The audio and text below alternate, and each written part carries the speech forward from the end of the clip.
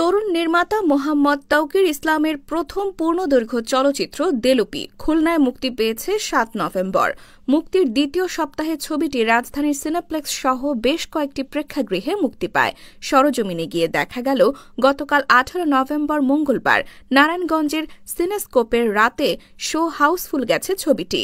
Show শেষে সাব্বির নামে একজন দর্শকের সঙ্গে জাগো নিউজের কথা হয়।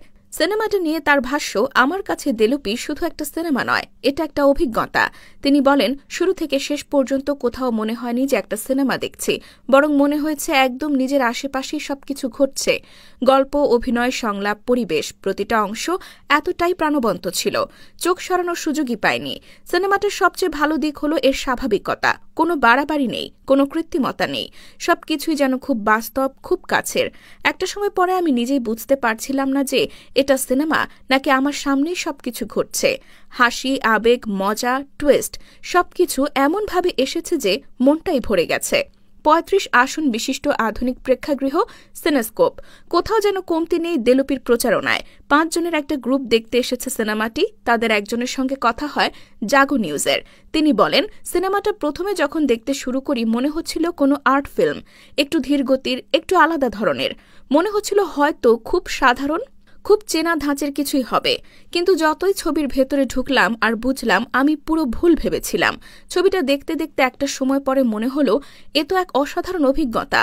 গল্প যেমন, অভিনয় যেমন, পরিবেশ যেমন, সব মিলিয়ে এক নিখুঁত আবহ তৈরি করেছে।